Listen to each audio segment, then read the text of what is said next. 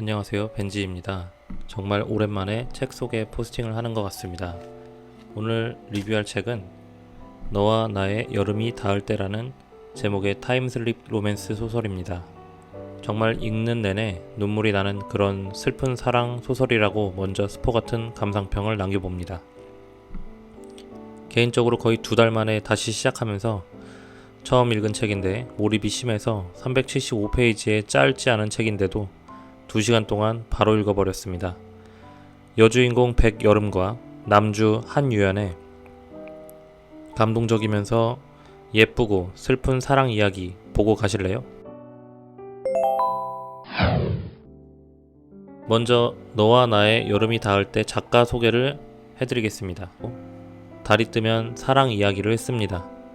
당신의 여름은 언제인가요? 그 시절로 돌아가고 싶은가요? 커피나 맥주를 마시며 이런 이야기를 나누는 것을 좋아합니다.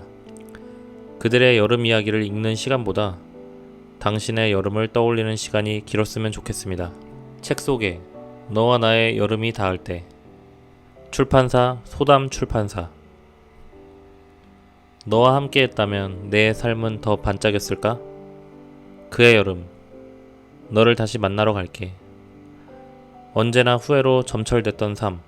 죽기 전 당신에게 원하는 시절로 돌아가 1년을 살 기회가 온다면 인생의 어느 순간에서 어떤 1년을 보낼 건가요?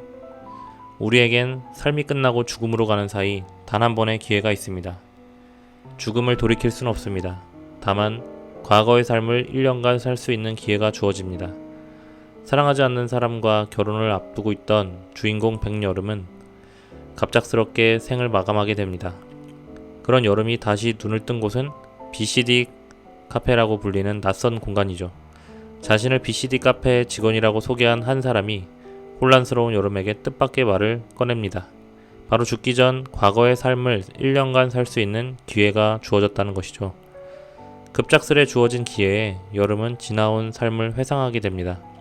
젊고 다정했던 부모님의 모습, 부모님께 짜증내던 기억, 친한 친구와 다른 학교에 가게 되어 울던 자신의 모습과 고등학교 때 열심히 공부하던 추억, 그리고 생을 마감하기 직전 사랑하지 않는 사람과 결혼을 약속한 모습까지. 행복해 보이지 않는 자신을 직면한 여름은 문득 첫사랑이었던 한유연을 떠올립니다. 다른 사람들의 시선과 타이밍 때문에 솔직하게 자신의 마음을 내보이지 못하고 끝난 첫사랑, 안유연. 여름은 그때 자신이 좀 더 솔직하고 용기 있더라면, 그래서 유연과 만났더라면 자신의 인생이 어떻게 바뀌었을지 생각하게 됩니다. 첫사랑과 이어졌다면 여름의 인생은 더 반짝였을까요? 죽기 전 마지막으로 주어진 1년, 백여름은 한유연을 처음 만난 그 순간을 선택합니다. 오직 한 번뿐인 이 삶을 후회하는 삶으로 만들 것인가, 다시 살고 싶은 삶으로 만들 것인가는 여러분의 선택에 달려 있습니다. 또다시 살아도 괜찮을 만큼 충분히 만족스러운 삶을 사세요. 우리에게 만약 2번째 삶이 주어진다면 그 삶을 어떻게 살게 될까요? 2번째 삶은 늘 성공과 행복으로만 이루어져 있을까요? 다시 주어진 삶의 기회에 여름은 이번에는 좀 더 잘해낼 것이라고 다짐하지만 2번째 삶 또한 그리 쉽게 흘러가지만은 않습니다. 첫 번째 삶의 후회를 껴안은 채 유연에게 다가가는 여름의 모습은 풋풋하고 아름다웠던 첫사랑의 추억을 떠올리게 합니다. 또한 이 소설은 완벽하다고 할 수 없는 인간적인 여름의 2번째 삶을 통해 우리에게 남은 인생은 어떻게 살아야 할지 고찰하게 만듭니다. BCD 카페. 어떻게 된 거지? 커피향이 코끝에 감돌아 눈을 떴다. 나는 푹신한 소파에 앉아 주위를 둘러보았다. 전체적인 골조가 목재로 되어 있어 싱그럽고 편안한 분위기의 카페 아니었다. 나무로 된 탁자와 짙은 녹색 소파 사이마다 키가 큰 식물들이 있었다. 나무에 가려 잘 보이진 않지만 사람들이 꽤 많은 것 같았다. 그런데도 이상하리만큼 고요했다. 내가 앉은 자리는 아주 큰 창문 옆이었다. 유리창 너머로 넓은 연두빛 잔디밭이 보였다. 살짝 열린 창문 사이로 따뜻한 햇살과 바람이 들어왔다. 분명 겨울이었는데 고요한 적막과 따스한 바람에 이곳이 평범한 카페가 아님을 직감적으로 알 수 있었다. 우선 카운터로 가서 이곳이 어디인지, 오늘이 며칠인지부터 물어봐야겠다. 사장님, 사장님? 안녕하십니까? 카운터 안쪽에서 70대로 보이는 여인이 나오며 말했다. 사장님, 이상하게 들리실 수도 있지만 여기가 어딘가요? 혹시 지금 며칠이죠? 천천히 설명드리겠습니다. 자리에 앉아 계시지요. 그녀의 목소리는 낮고 차분했다. 그녀가 주는 왠지 모를 위압감에 더 이상 말을 잇지 못하고 돌아섰다. 소파에 앉아서 이게 어떻게 된 일인지 천천히 돌이키고 있는데 여인이 걸어왔다. 그녀는 흰 머리가 은발로 보일 정도로 매력적인 머리칼을 가지고 있었고 걸음걸이는 우아했다. 발목까지 오는 짙은 녹색 원피스를 입은 그녀가 내 앞에 멈춰섰다. 어서 오십시오, 백여름님. 나를 어떻게 아느냐고 물으려는 순간 백발의 여인이 고개를 숙이며 말을 이었다. 먼저 조의를 표합니다. 백여름님은 금일 교통사고로 사망하셨습니다. 이 카페는 이승에서 죽은 사람들이 완전한 죽음의 세계, 저승으로 가기 전 머무는 공간입니다. 네? 너무 당황한 나머지 다른 말이 나오지 않았다. 그녀의 얼굴은 멍하게 바라보니 그녀는 익숙한 듯 말을 이었다. 이곳은 BCD 카페 4호점입니다. 혹시 인생은 B와 D 사이 C다 라는 말을 들어보셨나요?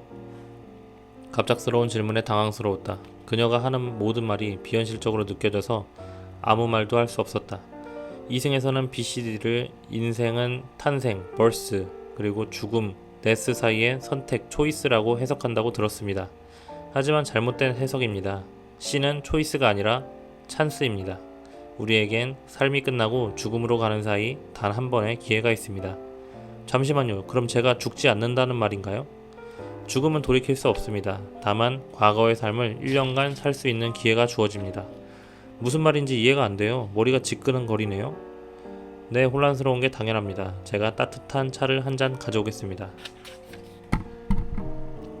여인은 별일 아니라는 듯 담담하게 말하며 카운터로 걸어갔다. 내가 죽었다고? 그럴 리 없잖아. 눈이 와서 길이 미끄럽긴 했지만 겨우 이런 일로 죽을 리 없어. 저 카페 주인도 의심스러워. 다른 사람한테 물어보는 게 좋겠어. 저기요, 뭐 좀 물어볼게요. 입이 무성한 키 큰 생물을 손으로 살짝 잡고서 옆 테이블에 앉은 젊은 남자에게 말을 걸었다. 하지만 그는 눈을 감은 채 대답이 없었다. 묘하게 오싹거리는 기분이 들어 어깨가 움츠러들었다. 긴장된 마음으로 주위를 둘러보니 다들 가지각색의 자세로 소파에 기대서 눈을 감고 있었다. 온몸에 소름이 돋았다. 이곳을 빠져나가야 했다. 출입구를 향해 달려가자 여인이 내게 뭐라고 말하는 소리가 희미하게 들렸다. 나가야 한다는 확신이 들었기에 그 말을 무시한 채 출입문을 열고 잔디밭을 가로질러 달렸다. 그러나 곧 외마디 비명을 지르며 주저앉고 말았다. 잔디밭 아래는 낭떠러지였다. 비행기를 탄 것처럼 모든 건물과 산이 아주 조그맣게 보였고 구름이 손에 잡힐 듯 가까웠다. 등에 식은땀이 흐르고 맥박이 빠르게 뛰었다. 비틀거리다 떨어질 것만 같아 안전한 곳까지 기어왔다. 절벽을 바라보고 앉으니 숨이 턱 막혔다. 그때 여인이 내게 다가와서 손을 내밀었다. 괜찮으십니까? 죽음을 받아들이는 것은 쉽지 않은 일입니다. 안에 들어와서 차를 마시며 안정을 취하십시오. 의심스러웠지만 이곳에 기댈 사람은 그녀 하나밖에 없었기에 그 손을 잡고 몸을 일으켜 세웠다. 다리에 힘이 풀려 비틀거리며 자리로 돌아갔다. 이곳은 대체 다른 사람들은 왜 눈을 감고 있죠? 당신은 누구죠?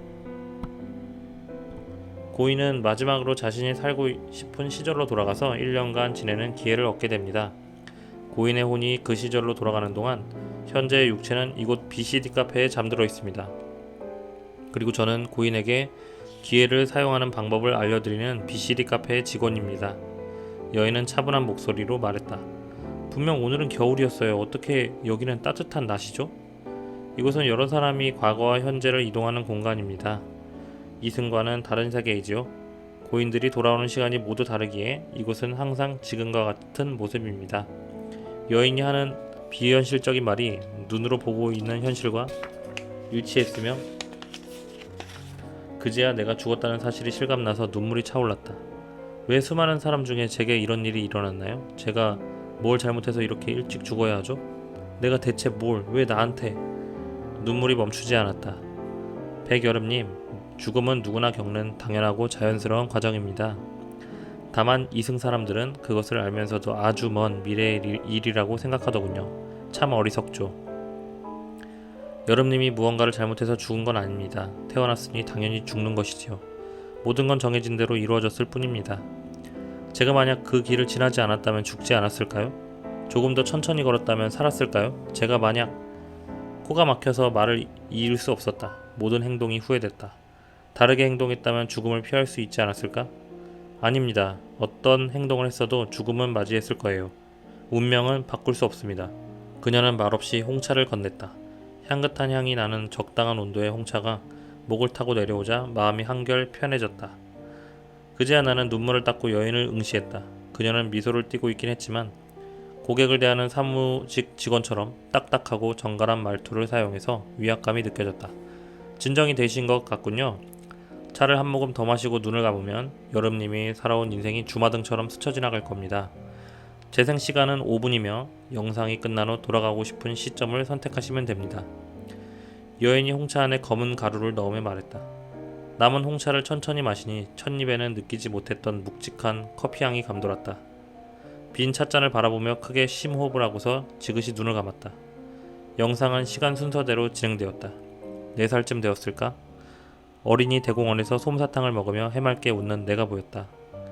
젊은 시절의 아빠는 솜사탕으로 수염을 만들어 붙이고는 우스꽝스러운 표정을 지었다.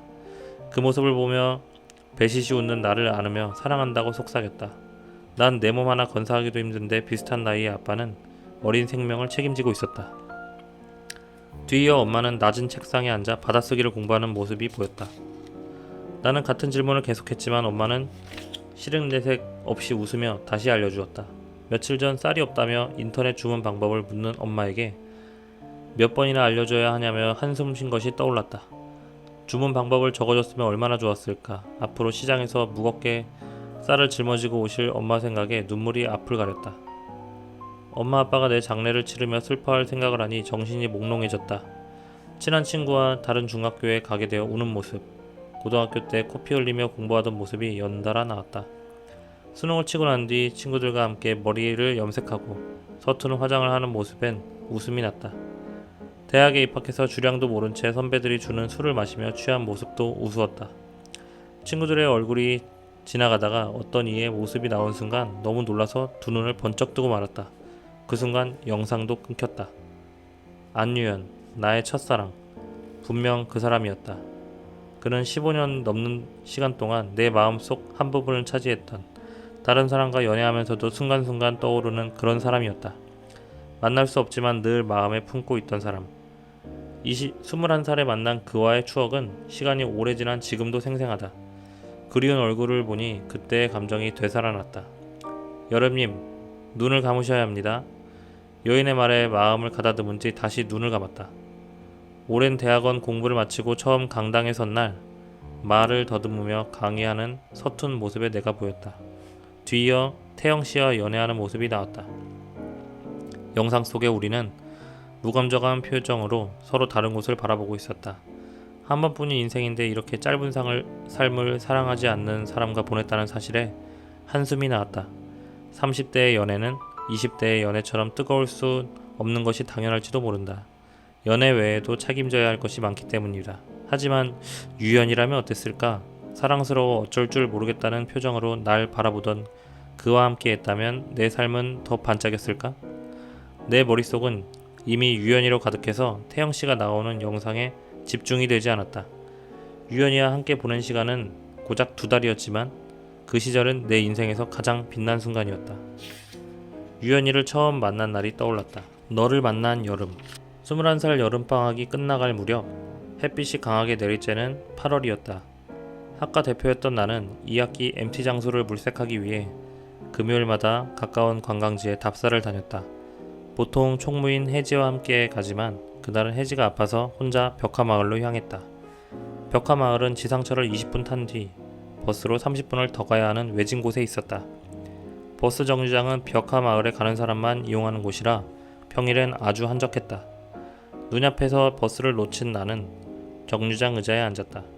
뜨거운 햇살에 이마가 땀방울이 맺혀 머리를 묶으려다 멈칫했다. 답사를 다녀온 후 남자친구와 저녁 식사를 하기로 했기 때문이다. 남자친구는 내 갈색 단발머리를 쓰다듬는 걸 좋아했다. 머리를 묶은 뒤 풀면 자국이 남을 것 같아서 손으로 머리카락을 움직여 바람을 일으키는 것에 만족하기로 했다. 이마에 한 줄기 땀이 흐르는 걸 느낀 순간 누군가 말을 걸었다. 말씀 좀 여쭙겠습니다. 벽화마을 가려면 51번 버스를 타면 되나요? 고개를 들어보니 나와 비슷한 나이의 남자였다. 이마를 덮은 검은 머리에 빛나는 눈을 가진 그는 입꼬리가 올라가 있어서 무표정도 미소 짓는 것처럼 보였다. 네, 맞아요. 더워서 귀찮았지만 예의 있게 대답했다. 감사합니다. 혹시 벽화마을 가보셨어요? 아니요, 이번이 처음이에요. 혹시 대학교 MT 답사 가시는 거예요? 나이가 비슷해 보여서요. 이 더운 날 뭐가 그리 궁금하고 즐거운지 웃는 얼굴로 물었다. 네, 맞아요. 처음 보는 사람에게 개인적인 질문을 하는 것에 불편했지만 웃는 얼굴로 말하는 그를 모른 척할 수는 없었다. 와, 저도 답사가요. 어쩐지 관광하는 느낌이 아니었어요. 동지를 만나니 반가운걸요? 저는 해선대학교 약학과 06학번이에요. 실례가 안 된다면 무슨 학교인지 물어봐도 될까요? 같은 학교라는 이유로 불쾌감이 반가움으로 바뀌는 걸 보면 학연, 지연을 무시 못한다는 말이 맞는 듯하다. 저도 해선대 철학과 07학번이에요. 21살이세요? 저는 22살이에요. 오늘 날이 참 덥네요. 답사나를 잘못 잡은 듯해요. 손으로 부채질을 하며 그가 말했다. 그러게요. 51번 버스 배차 간격이 30분인데 버스 방금 지나가서 꽤 기다려야 될 거예요. 오는 길에 보니 작은 슈퍼가 있던데 거기서 음료수라도 마실까요? 제가 살게요. 심심하고 더웠던지라 그의 말에 응했다. 아직 통성명도 안 했네요. 제 이름은 유현이에요. 안유현. 혹시 벽화마을에 있는 괜찮은 숙소 아세요? 그가 과일 주스를 양손에 들고 슈퍼 앞 간이 의자에 앉으며 말했다. 잘 마실게요. 저는 백여름이에요. 선배가 하나 민박을 추천해줘서 가보려고 해요. 아, 네, 저도 덕분에 석걸음 덜 하겠네요. 이름이 여름이에요. 봄, 여름 할 때 여름이요? 특이하죠? 남들이 기억을 잘해서 불편해요. 특별한 이름이네요. 잘 어울려요. 저도 기억에 남을 것 같아요. 그 칭찬에 멋쩍게 웃었다. MT 장소를 서로 춘천하다 보니 버스 시간이 되어 다시 정류장으로 향했다. 51번 버스가 멀리서 오고 있는 것이 보였다. 버스가 정차하고 뒤에 선 그가 의식되어 노란 치맛자락으로 살짝 잡은 채 버스에 올랐다. 어디에 앉을지 좌석을 살피며 교통카드를 단말기에 댄 순간 예상치 못했던 기계음이 들렸다. 잔액이 부족하니 충전한 뒤 다시 이용해주세요. 악불싸. 교통카드 충전을 까먹었다. 현금을 찾으려 가방을 뒤적이는데 지갑이 보이지 않았다. 당황해서 허둥대는 내 옷깃을 살짝 잡으며 그가 말했다. 제가 낼게요, 기사님. 성인 한 명 더 결제해주세요. 교통카드 충전하는 걸 깜빡했네요. 고마워요. 저 현금 있어요. 잠시만요. 버스 뒷좌석에 나란히 앉으며 말했다. 마음 쓸 거 없어요. 뭐 별거라고요? 그는 한사코 버스비를 받지 않겠다고 거절했다. 주스도 사주셨는데 제가 너무 신세를 지내요. 신세는요? 여름씨는 어쩌다 과대표를 맡게 됐어요? 그가 살짝 창문을 열며 물었다. 철학과는 몇 명도 없어서 대표라고 하기도 민망해요. 한 학번에 15명인데 절반은 군대 가거나 휴학해서 8명 밖에 없거든요. 유현씨는요? 정말 소수네요. 저는 입학하고 바로 휴학해서 아는 사람이 별로 없어요. 그래서 과 사람들이랑 친해지려고 과대표 지원했어요. 유현씨는 사람들이랑 시간 보내는 거 좋아하실 것 같았어요. 약학과라고 하셨죠? 약대 건물은 어디 있어요? 약대는 서문 쪽이요. 철학과는 동문 쪽이죠? 정반대네요. 네, 서문 쪽으로는 한 번도 가본 적이 없어요. 아, 그럼 서문 맛집 한 번도 안 가보셨겠네요. 맛있고 저렴한 곳 많은데. 칼국수 좋아해요? 3,000원인데 3만원 줘도 아깝지 않은 맛이에요. 그는 맛있는 음식을 상상하는 것만으로도 즐거워 보였다. 궁금하네요. 다음에 같이 가요. 깜짝 놀랄 거라 장담해요. 네, 그래요. 그냥 예의상 하는 말이었다. 그가 개인적으로 만날 일은 없을 것이다. 나는 1년 반 동안 만난 남자친구가 있기 때문이다. 30분 정도 이야기를 나누니 벽화마을에 도착했다는 버스 안내음이 나왔다. 대화가 즐거워서 긴 시간이 지겹지 않았다. 언덕 위에 있는 벽화마을은 감각적인 벽화가 많아서 눈이 즐거웠다. 관광지로 인기가 많은지 골목마다 포토존과 기념 도장이 있었다. 잠시 기다려줄래요? 도장 좀 찍고 올게요. 내가 가방에서 연두색 일기장을 꺼내며 말했다. 일기 써요? 네, 거의 매일 써요. 몇 년 뒤에 보면 재밌더라고요. 제 인생은 제가 기억하고 기록해야죠. 멋지네요. 전 일기를 쓰지는 않지만 일기라는 노래는 자주 들어요. 이걸로 퉁쳐도 될지 모르겠지만. 그가 웃으며 말했다. 제인 노래요? 저도 좋아해요. 여름씨는 철학과 졸업하면 뭐 하고 싶어요? 저는 아이들이랑 함께하는 직업을 가지고 싶어요. 논술 강사나 윤리교사 쪽 생각하고 있어요. 여름씨가 선생님이 되면 학생들이 너무 좋아할 것 같은데요? 저 학교 다닐 때 여름씨 같은 선생님이 계셨으면 공부 더 열심히 했을 것 같아요. 아이 뭐예요? 그런 마음에도 없는 칭찬을. 유연씨는 왜 약학과 나왔어요? 부끄러워서 말을 돌렸다. 비밀이에요. 다음에 만나면 알려줄게요. 네? 비밀이라니 괜히 더 궁금하네요. 글쎄요. 저기 민박 하나 보여요. 언덕 중터 위에 있는 민박집은 시설도 깔끔하고 가격도 저렴했다.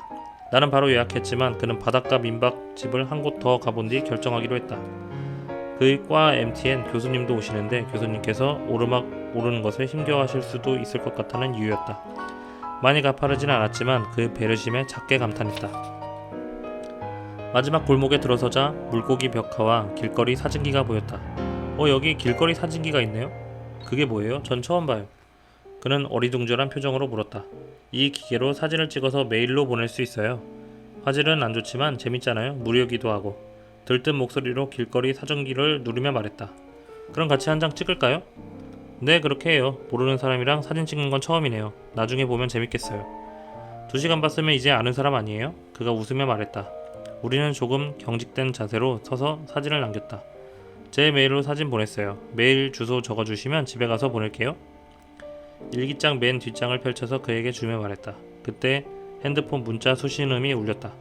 여름아 오늘 못 볼 것 같은데 어떠지? 취업 스터디가 늦게 끝날 것 같아. 시험이 3달밖에 안 남아서 미안해. 스터디 끝나고 밤에 연락할게. 사랑해. 남자친구의 연락이었다. 답사를 마치고 버스 정류장에 오니 6시였다. 저녁 시간이지만 여름이라 여전히 밝았다. 더워서인지 남자친구와의 약속이 취소되어서 그런지 입맛이 없었다. 버스를 기다리며 그가 말했다. 덥네요. 버스 기다리면서 맥주 마실래요? 그의 제안이 반가웠다. 자고로 여름엔 길에서 마시는 맥주가 최고 아니겠는가? 좋죠. 맥주는 제가 살게요. 우리는 버스 정류장 옆 슈퍼로 들어갔다. 그는 하이트, 나는 맥스. 맥주 2캔을 산 후 아무도 없는 버스 정류장 의자에 앉았다. 지난 MT에서 학과 동기들이랑 있었던 이야기를 시작으로 고등학교 때 수능 공부하던 이야기, 중학교 때 선생님께 혼난 이야기도 나눴다. 왠지 여름씨에겐 부끄러운 기억도 다 말해도 될 것 같아요. 술기운 때문인지 그 얼굴에 붉은 빛이 돌았다. 어떤 이야기는 오래 알던 지인보다 처음 만난 사람에게 더 말하기 쉽죠. 네, 비웃지 말아요. 저는 초등학교 3학년 때 반에서 오줌 싼 적이 있어요. 너무 부끄러워서 실례하시는 채로 그냥 집으로 뛰어갔어요. 다음날 학교에 가고 싶지 않았죠. 귀여워요. 아직 어린데 실수할 수도 있죠. 부모님은 별말 없으셨죠? 할머니께서 괜찮아 우리 똥강아지라며 다독여주셨던 품이 아직 기억나요. 부모님이 바쁘셔서 할머니랑 같이 살았거든요. 따뜻한 분이시네요. 유연씨 이야기를 들으니 저도 8살 때 생각이 나네요. 좋아하던 남자아이에게 고백하는 편지를 적었어요. 분홍색 봉투에 넣고 하트 모양 스티커도 붙였죠. 벌써 귀여워요. 그가 흥미롭다는 표정을 지었다. 그 편지를 전해주려고 남자아이 집에 갔어요. 같은 아파트였거든요. 그 아이는 없고 아주머니만 계셔서 전해달라고 부탁드렸어요. 그런데 다음날 온 동네에 제가 그 아이를 좋아한다고 소문이 난 거예요. 알고 보니 아주머니께서 제 편지를 동네 아주머니들이랑 돌려보신 거겠죠? 아이고 부끄러웠겠네요. 아주머니는 그 편지가 너무 귀엽고 재밌으셨나봐요. 네, 맞아요. 지금 초등학생이 고백하는 거 보면 그저 귀여울 것 같은데 그땐 진심이었거든요. 너무 속상하고 민망해서 많이 울었죠. 그 아이도 부끄러운지 이후로 사이도 어색해졌어요. 말을 마치자 버스가 도착했다. 맥주 남았는데 다음 버스 탈까요? 그의 물음에 좋다고 대답했다. 한적한 버스 정류장 앞. 맥주 마시며 대화하는 시간이 즐거웠다. 처음 봤고 앞으로도 보지 않을 것이기에 더 편하게 말을 주고받을 수 있었다. 유연씨는 쉴 때 뭐해요? 취미가 뭔지 궁금해요. 음악 듣는 거 좋아해요. 요즘은 제인 노래 좋아해요. 여름씨는요? 저는 연극 보는 거 좋아해요. 한 달에 한 번씩은 꼭 보러 가요. 우와, 연극은 한 번도 본 적 없는데 영화보다 재밌어요? 그럼요. 영화는 여러 번 볼 수 있지만 연극은 딱 한 번밖에 못 본다는 게 매력이에요. 같은 연극을 다시 볼 수 있잖아요. 그렇죠. 그런데 같은 연극을 봐도 매번 느낌이 달라요. 배우의 컨디션과 관객의 호응에 따라 느낌이 달라지거든요. 소극장은 무대랑 객석 사이가 가까워서 가끔 배우랑 눈이 마주치는데 그 순간 저도 무대에 서 있는 기분이 들어서 좋아요. 그럼 진짜 무대에 서면 더 좋겠네요. 그렇겠죠. 사실 꿈이에요. 이룰 수 없는. 제가 무대에 선다니 말도 안 되잖아요. 연극이 재미있는 이유에 대해 열띤 설명을 하다 보니 다음 버스가 도착했다. 우리는 기분 좋게 순리에 오른 채로 버스에 타서 스무고개 게임을 했다. 스무고개가 뭐가 그리 재밌는지 끊임없이 웃음이 나왔다. 너무 큰 소리로 웃음이 나올 때면 흠칫 놀라 기사님의 눈치를 봤다. 그와 나 둘 다 학교 주변에서 자취를 했기에 집에 가는 내내 대화를 나눴다. 처음 본 이와 반나절 만에 많이 가까워진 것이 신기했다. 마음속에 두 사람이 섞여있는 시간을 보낸 지 2주쯤 되는 토요일, 오랜만에 유연이에게서 연락이 왔다. 남자친구 곁에 머무르기로 했지만 여전히 마음은 그를 쫓을 때였다. 여름아, 오늘 밤 9시에 기다렸던 지난번 맥주집에서 볼 수 있을까? 꼭 하고 싶은 말이 있어. 기다릴게. 그 문자에서 평소와 다른 기운이 느껴졌다. 가슴에 무거운 돌덩이가 내려앉은 듯 갑갑했다. 그를 만나러 가기 1시간 전 거울 앞에 섰다. 거울 속 내 형체가 일그러지며 빙글빙글 돌았다. 어지러웠다. 생각을 정리하려 조금 일찍 나섰다. 강변 산책로엔 운동하는 사람, 버스킹을 구경하는 사람들로 북적였다. 걷다 보면 머리가 개운해질 줄 알았지만 아무리 걸어도 머릿속 실타래는 엉켜 있었다. 생각에 짓눌려 걷다 보니 유연이와 누워서 노래를 들었던 농구 코트가 보였다. 아무도 없었던 그날과 달리 많은 사람이 농구를 하고 있었다. 함께 떡볶이를 먹으며 제인 노래를 듣던 그때가 떠올라 울컥 눈물이 났다. 내 삶의 마지막 날을 유연이와 보내고 싶었으면서 난 왜 이런 선택을 한 걸까? 왜 내 마음 가는 대로 행동하지 못할까? 난 왜 이리 겁이 많은 걸까? 한참 서서 농구하는 이들을 응시하다 핸드폰을 보니 9시 5분 전이었다. 맥주집에 들어가자 유연이가 생각보다 밝은 목소리로 나를 불렀다. 여름아, 여기야. 응, 오랜만이야. 잘 지냈어? 응, 중간고사도 그럭저럭 잘 쳤고. 넌 어때? 시험 성적은 어떤지, 과제는 잘 마무리했는지 등 실없는 이야기만 한동안 주고받았다. 그는 무언가 할 말이 있는 눈치였지만 입 밖으로 꺼내지 않았고 나 역시 캐묻지 않았다. 여름아, 너 한의원 계속 다녀? 응, 최근엔 안 갔지만. 그와 마주칠까 한의원에 가지 않았다는 이야기는 할 수 없었다. 그렇구나, 걱정이네. 자, 이거 받아. 그가 얇은 공책 한 권과 하얀 종이 봉투를 내밀었다. 이게 뭔데? 허리랑 목에 좋은 약, 그리고 비타민 몇 개도 같이 넣었어. 공책엔 허리 아플 때 하면 좋은 운동 적어놓았고. 그가 준 공책을 펼쳐보니 스트레칭 동작이 그려져 있었다. 얇은 공책 반을 채운 그의 서툰 그림과 빼뚤빼뚤한 글자를 보니 마음 한편이 시큰거렸다. 그림 귀엽다. 고마워. 근데 글씨가 초등학생 같은데? 일부러 밝은 척하며 웃었다. 뭐? 내 글씨의 진가를 못 알아보는구먼. 안목을 좀 더 키워야겠습니다, 백여름씨. 2주간 서로 많은 생각을 했음에도 불구하고 우린 아무 일도 없었다는 듯 장난을 치며 수다를 떨었다. 내 눈시울은 조금씩 붉어졌지만 그는 여전히 맑게 웃고 있었다. 아마 나는 본능적으로 그 1시간의 대화가 마지막임을 알았던 것 같아. 이제 집에 가자, 여름아. 내가 데려다 줄게. 1시간 뒤 그가 일어났다. 조금 더 앉아있고 싶었지만 이미 일어난 그를 따라 움직였다. 그때 가게 벽지에 적힌 문구가 눈에 들어왔다. 끝날 것 같지 않던 매서운 겨울이 지나가면 그 겨울은 기억도 나지 않는다. 지난 사랑도 겨울 같았으면 겨울은 다시 추억하고 싶을까? 우리 집으로 가는 길 동문에서 그가 발길을 멈췄다. 여름아, 나 사실 할 말 있어. 유연이의 말을 듣기도 전에 심장이 계속 아려왔다. 내가 생각하는 그 말일까? 혹시 다른 말은 아닐까? 헛된 기대를 품고 그 입술을 바라보았다. 그도 바로 말하기가 힘든지 한참 뜸을 들이다 윗입술을 뗐다. 이제 우리 그만 보자. 정말 많이 좋아하지만 계속 만나는 건 내 만족이지 널 위한 건 아닌 것 같아. 내가 널 조금만 좋아했으면 계속 연락하겠지만 난 많이, 아주 많이 좋아하니까 네 입장을 더 생각할 거야. 그의 말에 머리가 새하얘졌다. 혹시 딱 한 번만 안아봐도 될까? 그의 말에 간신히 한마디를 뱉었다. 그의 큰 손이 내 어깨와 등을 포근하게 감싸 안았다.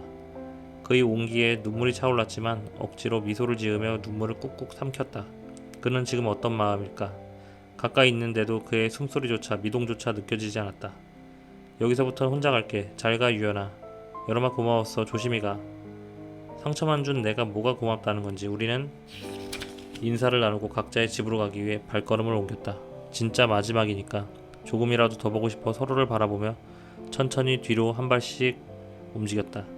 그는 한참 뒤로 걷다가 잠시 멈추더니 손을 머리 위로 올려 좌우로 크게 흔들었다. 그리고는 뒤돌아서 빠른 걸음으로 걸어갔다. 그의 발걸음이 지금까지 마음고생했던 걸 훌훌 털어내는 듯 보였다. 저렇게 빛나는 사람을 힘들게 했다니 지금이라도 헤어지게 돼서 다행이라는 마음에도 없는 생각을 했다. 첫 고백을 거절할 때, 남자친구가 있다고 밝혔을 때, 그리고 오늘까지 사귄 적은 없지만 우리는 여러 번 헤어졌다. 예전 헤어짐과 다르게 이번엔 그가 나를 밀어냈다. 그의 빠른 발걸음이 다시는 날 향하지 않겠다는 다짐 같았다. 집으로 돌아와 침대에 풀썩 쓰러지듯 엎드렸다. 베개에 얼굴을 묻으니 그의 미소 짓는 얼굴과 따뜻한 온기가 떠올랐다. 몸이 으스스하니 추운 것 같아 이불을 뒤집어 쓴 채 소리 죽여 울었다. 노란 이불보가 흥건히 젖은 후에야 이제 정말 끝이구나 실감이 났다. 마지막 인사를 제대로 하지 못한 것 같아 핸드폰을 들었다. 마치 내일 볼 듯이 인사를 한 것 같네. 마지막까지 고마워. 행복하게 잘 지내 유연아. 나 때문에 고생 많았어. 지금도 너무 좋아하지만 내가 끼어들 수 없으니 비켜줄게. 그리고 고마워. 누굴 이렇게나 좋아할 수 있었다는 걸 알게 해줘서. 아프지 말고 잘 지내. 그는 마지막까지 예뻤다. 한결같이 다정하고 예의 바른 사람. 누가 뭐래도 나의 21살을 채운 나의 여름과 가을을 따뜻하게 보듬어준 사람. 그가 만나기로 한 토요일 7시. 무릎까지 오는 하늘거리는 연노랑빛 연피스를 입고 강변 산책로로 향했다. 그에게 여자친구가 있다는 걸 알고 있었지만 그럼에도 불구하고 혹시 하는 1%의 가능성을 기대했다. 강변 산책로엔 지난 여름에도 그랬듯 버스킹하는 사람이 많았다. 흩날리는 벚꽃과 연인 간 사랑을 노래하는 그들의 음색이 내게 희망이 있다고 말하는 것 같았다. 미안하다고. 다시 잘해보자고 그를 붙잡고 싶었다. 너도 기다렸으니 나도 기다릴 거라고. 멀리서 그가 오는 게 보였다. 그도 나처럼 살이 조금 빠진 것 같았다. 첫 마디를 어떻게 꺼내야 하나 고민하는 순간 유연이가 손을 높게 흔들며 내 이름을 불렀다. 여름아! 그는 잘 지냈는지 어떻게 지냈는지 물어보았다. 떨어져 지낸 시간이 길어서 예전처럼 친근하게 느껴지진 않았지만 다행히 어색하진 않았다. 너랑 이야기하니까 옛날 생각나네. 그가 추억에 잠긴 듯 말했다. 난 내가 너한테 못되게 군 것만 떠올라. 아니야 무슨 말을 그렇게 해. 난 좋은 기억밖에 없는데. 그땐 내가 너무 내 감정만 생각했던 것 같다. 내가 버스 정류장에서 말만 걸지 않았더라도 서로 힘든 일은 없었을 텐데. 그때 다른 건 돌아볼 여유도 없을 정도로 너한테 빠져서 그게 안 되더라. 사실 헤어지고 나서도 혹시 네 얼굴을 볼 수 있을까 싶어서 집 앞에 가보곤 했었어. 나도 네 생각이 자주 났어. 내가 가는 한의원이 너희 집 근처였잖아. 낮이고 밤이고 네 생각만 했다고 말할 순 없어서 한의원 핑계를 댔다. 그랬구나. 그래도 조금 위안이 되네. 난 남자친구한테 갔다는 생각에 혼자 남겨진 기분이었거든. 유연아 나 사실 할 말이 있어. 사실 나 너를... 긴장되는 마음에 입술이 바짝바짝 말랐다. 천천히 한 단어씩 말하는데 유연이가 미소를 지으며 내 말을 끊었다. 여름아 나 네가 요즘 약대 건물에 자주 온다는 거 알고 있었어. 동기들이 알려줬거든. 네가 자주 온다고. 무슨 말을 해야 할지 머리가 새하얘졌다. 여전히 좋아한다고 고백할까 망설이는 찰나 유연이가 조금은 굳은 표정으로 그러나 여전히 따뜻한 눈빛으로 말했다. 사실 그래서 만나자고 했어. 여자친구 있다는 거 알려주려고. 다음 달에 같이 캐나다에 있는 대학교로 교환학생 가게 됐어. 잘됐다 유연아. 몸 조심히 잘 다녀와. 담담하게 말하려 노력했다. 하지만 입술은 내 마음도 모른 채 바르르 떨렸고 손등 위로는 눈물이 떨어졌다. 여자친구가 있다는 걸 알고 있었지만 그의 입으로 직접 듣는 건 괴롭고 외로운 일이었다. 지난 여름 같은 상황을 겪은 그도 이렇게 힘들어했겠지? 응 여름아 너도 행복했으면 좋겠어. 졸업하면 거기서 자리를 잡을까 해. 그래서 오늘이 마지막으로 만나는 날일 것 같아. 그를 볼 수 없다는 말에 또다시 눈물이 맺혔다. 제발 울지 말자 눈물아. 떨어지지 말아줘 라고 마음속으로 외쳤다. 눈물이 흐르지 않도록 고개를 뒤로 젖혔지만 야속하게도 내 볼은 흥건히 젖어버렸다. 그는 큰 손으로 내 뺨을 타고 흐르는 눈물을 닦아주었다. 조금은 거친 그의 손이 내 뺨을 스칠 때 눈물은 더욱 속도를 냈다. 우는 나를 다독이며 여전히 그대로네 라고 말하는 너. 웃음소리도 우는 모습도 여전히 그대로라며 머리가 많이 자랐다고 쓰다듬어주는 너. 이렇게 따뜻한 너를 잊을 수 있을까? 너는 나를 완전히 잊었다고 말했다. 이제 내 생각이 나지 않는다고. 만나는 동안 모든 걸 주어 후회도 남지 않는다고 말했다. 그와 달리 만나는 동안 많은 걸 숨기고 내어주지 못한 나는 미련이 가득했다. 너는 여전히 예쁘게 미소 지었다. 항상 느끼던 거지만 참 예쁜 눈빛을 가졌다. 반년간 상상만 하던 그 눈빛을 실제로 보게 되자 마음이 내려앉았다. 자기에게 정을 떼라고 말하고 행동하는 것들조차 너무 소중해서 너의 말 한마디 동작 하나 남김없이 기억하고 싶어서 모두 다 눈에 담고 싶은데 눈물이 차올라 시야가 흐릿해서 화가 났다. 나의 첫사랑은 이렇게 끝이 났다. 그와 나는 타이밍이 맞지 않았다. 알 수 없는 그 계절의 끝. 아, 머리 아파. 찡그리며 눈을 뜨자 익숙한 듯 낯선 천장이 보였다. 주위를 둘러보니 노란색 이불과 고양이가 그려진 탁자가 눈에 들어왔다. 대학 시절 내 자취방이었다. 탁자의 핸드폰을 열자 오늘 날짜가 보였다. 2008년 8월 29일 금요일 7시. 진짜로 돌아오다니. 입을 반쯤 연 채로 거울을 보았다. 21살의 내가 보였다. 울컥 눈물이 날 것 같아 입술을 꽉 깨물었다. 그때 문자가 한 통 왔다. 여름아, 정말 미안한데 배가 아파서 답사 같이 못 갈 것 같아. 대신 개강하고 떡볶이 쏠게. 혜지의 문자를 보자 심장이 쿵쿵 빠른 속도로 요동쳤다. 가장 후회됐던 이 순간을 되돌릴 수 있다니. 꿈만 같은 소중한 이 시간을 지체할 수 없었다. 서둘러 샤워하고 머리를 만든 동안에도 계속 눈물이 앞을 가렸다. 2시쯤 유연이를 만나니 시간은 충분했다. 하지만 조급한 마음에 서둘러 옷장을 열었다. 10여 년 전 옷 스타일에 당황스러움이 밀려왔다. 그래도 무언가 입을 만한 게 있겠지 싶어 옷을 둘러보다 유연이를 처음 만난 날 입었던 노란 원피스가 눈에 띄었다. 내 스타일의 옷은 아니었지만 그 옷을 보니 다시 돌아왔음을 실감할 수 있었다. 나풀거리는 노란 원피스를 입고 운동화를 신은 내 모습은 의외로 꽤나 어울렸다. 설레는 마음으로 집을 나서 빠른 걸음으로 지상철을 향해 걸어갔다. 오랜만에 보는 그 시절의 가게들이 추억을 불러일으켰다. 20분 뒤 지상철에서 내려 조금 걸으니 유연이와 처음 만났던 버스 정류장이 보였다. 아직 12시가 되지 않은 시각, 손으로 뜨거운 햇살을 가리며 버스 정류장으로 걸어갔다. 앗! 나도 모르게 소리가 입 밖으로 흘렀다. 버스 정류장엔 내가 그토록 그리던 유연이가 앉아있었다. 늦게 왔으면 큰일 날 뻔했겠다며 안도의 한숨을 내쉬었다. 설레는 마음을 가다듬고 그에게 다가갔지만 몇 발짝 걸은 뒤 멈춰서고 말았다. 그의 눈이 붉게 물들어 있었기 때문이다. 그는 왜 울고 있는 걸까? 궁금한 동시에 마음이 아팠다. 내가 모르는 모습이 있었구나. 내 앞에서 넌 항상 웃고 있었는데 어떤 일이 널 이렇게 아프게 한 걸까? 늘 밝고 솔직한 줄 알았던 그가 아픔을 숨겼다는 사실에 왼쪽 가슴이 아렸다. 그에게 건넬 위로의 말을 생각하던 찰나 51번 버스가 도착했다. 그가 버스에 타는 걸 보고 나도 따라 올라섰다. 잔액이 부족하니 충전하는 뒤 이용해 주세요. 아차, 잔액이 없는 걸 깜빡했다. 그때 유연이가 다가와서 말했다. 기사님, 제가 결제할게요. 감사합니다. 그의 붉은 눈을 바라보며 살포시 고개를 숙였다. 그는 나의 말에 대꾸하지 않고 자리에 앉았다. 그는 2인석에 앉아 있었지만 텅 빈 버스에서 그의 옆에 앉으면 불편해야 할 것 같아서 한 칸 떨어진 옆좌석에 앉았다. 버스 오른쪽 좌석에 앉아 왼쪽 창문에 기댄 그를 바라보았다. 그는 여전히 예뻤다. 모르는 사람도 도와주는 모습도, 하늘을 바라보는 모습도, 이어폰을 귀에 꽂는 모습도, 그가 하늘을 응시하는 동안 나는 그를 바라보았다.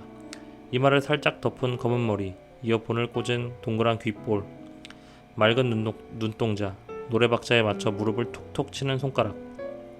그때 그가 이어폰을 빼며 나에게 고개를 돌렸다. 혹시 습관이세요? 네? 아, 무슨...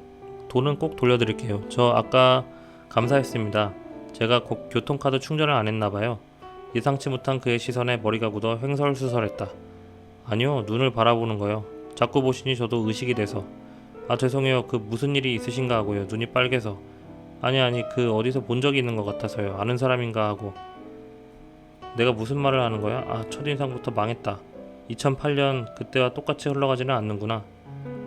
바람이 불어서 눈에 먼지가 들어갔어요. 렌즈를 끼는데 먼지가 들어가면 눈물이 나거든요. 기분 나빠할 줄 알았던 그는 의외로 가볍게 웃으며 이야기했다. 아까 바람이 불었었나? 그보다 그가 렌즈를 꼈었나? 그러고 보니 그가 보내준 사진 중에 안경을 쓴 사진을 본 것 같기도 하고 생각해보다 그에 대해 모르는 게 많았다. 그렇군요. 벽화마을 가시는 거예요? 네, 답사 가는 길인데 생각보다 머네요. mp3가 없었으면 지겨울 뻔했어요. 그쪽은요? 저도 MT 답사 가요. 제 이름은 여름이에요. 백여름. 잊기 힘든 특별한 이름이네요. 예뻐요. 이름. 저는 안유연입니다. 반가워요. 괜찮으시다면 오늘 답사 같이 가실래요? 용기를 내서 그에게 물었다. 벽화마을 잘 아세요? 전 처음이라. 네, 좋은 민박집도 알아요. 좋네요. 그럼 벽화마을 가는 길을 알려주는 걸로 버스비 퉁치면 되겠어요. 그제야 그의 입꼬리가 올라가고 눈은 반달이 되었다. 드디어 내가 알던 그가 돌아온 것 같았다. 좋아요. 무슨 노래 듣고 있었는지 물어봐도 돼요? 들어볼래요? 그가 이어폰 한쪽을 건넸다. 우리는 창가에서 통로로 몸을 옮겨 이어폰을 한쪽씩 귀에 꽂았다. 내 왼쪽 귀에선 제인의 일기가 흘러나왔다. 이 노래 그와 밖에서 들은 게 이번이 세 번째다. 그동안 이 노래 때문에 그를 더 잊기 힘들었는지도 모르겠다. 마음을 써내려가 너에게 닿을까. 이 글을 읽는 너는 미소 지을까. 훗날 누군가 사랑을 묻는다면 일기장을 내어줄게. 내 청춘을 떠올리면 내가 제일 먼저 생각날 거야. 그의 얼굴을 보려고 고개를 돌렸더니 이어폰이 귀에서 흘러내렸다. 같이 듣기엔 거리가 먼가 봐요. 괜찮다면 제가 옆에 앉아도 될까요? 그가 말했다. 아니요, 앉아 계세요. 제가 갈게요. 내 말에 그는 조금 놀란 듯 했지만 살짝 일어나서 창가 쪽으로 자리를 옮겼다. 바로 옆에 앉은 애 그의 숨소리를 느낄 수 있었다.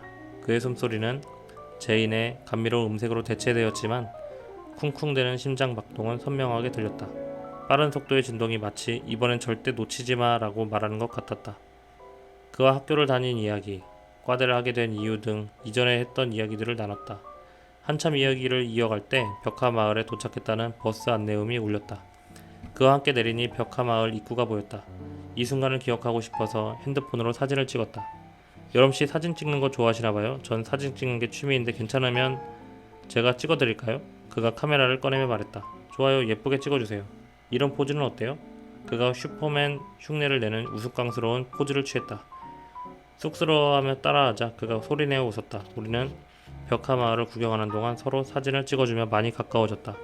와, 여름씨 이거 봐요. 오늘 찍은 사진만 200장이 넘어요. 원래 풍경 사진 위주로 찍는데 오늘은 여름씨와 제 사진이 많네요. 인물 사진 찍는 것도 매력있네요. 우리는 작은 사진기 화면을 보기 위해 머리를 맞대었다. 이번엔 그의 심장 뛰는 소리도 함께 들렸다. 조용한 방 안에 있으면 평소 들리지 않던 시계의 초침 소리가 크게 들리듯 덥고 한적한 벽화 마을엔 오직 우리들의 심장 소리만 크게 울렸다.